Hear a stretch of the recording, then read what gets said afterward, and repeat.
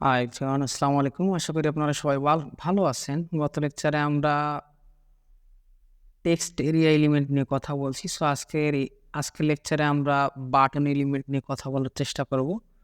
তো চলুন আমরা স্টার্ট করি। আমরা নতুন একটা ফাইল নিচ্ছি। আমরা file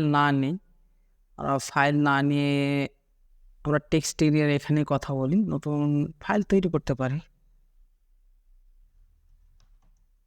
button element dot HTML, দেন আমরা বয়লার প্লেট নিয়ে বলতেছি বাটন এলিমেন্ট। দেন বডির ভিতরে আমরা কি নিব, ফর্ম নিচ্ছি এবং ফর্মের ভিতরে আমরা একটা বাটন নিব। সো আমরা বাটন অ্যাট্রিবিউট নিলাম। এখন প্রশ্ন হতে পারে, ভাই বাটন তো এর আগেও আমরা দেখছি, তাই না? এর আগে আপনারা কোথায় দেখছেন বাটন? আপনারা এর আগে দেখছেন সাবমিট বাটন। সো একটু যদি বলি, আমরা একটু প্র্যাকটিক্যাল এক্সাম্পল নিই। হ্যাঁ, আমরা একটু লিখি। যেহেতু এইটা একটা পেয়ার ট্যাগ, সো আমাদের কন্টেন্ট লিখতে হবে দুই ট্যাগের মাঝখানে। এবং আমি যদি এখন কোডটাকে রান করি, আমি আগে অফ করতেছি, দেন আমি যদি অন করি, তো আমরা দেখতে পাবো ক্লিক নিয়ে একটা বাটন তৈরি হয়েছে আমাদের জন্য, তাই না? আমরা ক্লিক করলে কিছু একটা হবে ভাব।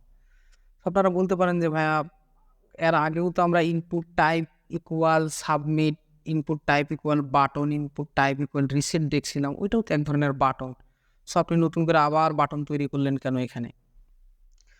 ডিফারেন্সটা কোথায় ওই বাটন এবং এই বাটনের মধ্যে?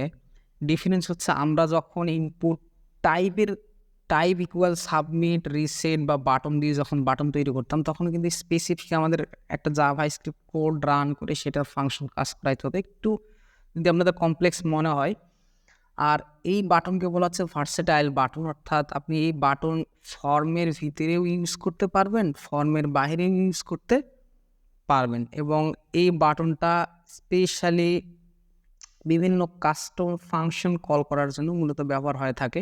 কারণ জাভা স্ক্রিপ্টের অনেক ফাংশন আপনি কল করতে চাচ্ছেন, যে ফাংশনটা এই বাটনের ভিতরে রান করাবেন। দ্যাটস ওয়াই এই বাটন এলিমেন্ট তৈরি করা হয়েছে। এটা ফাংশনের ভিতরেও ব্যবহার হয় এবং বাইরেও ব্যবহার হয়। অনুরূপ ক্ষেত্রে বাটনের ক্ষেত্রে আমরা টাইপ বলে দিব, অবশ্যই আমাদের টাইপ বলে দিতে হবে। আমরা টাইপ বলে দিলাম বাটন।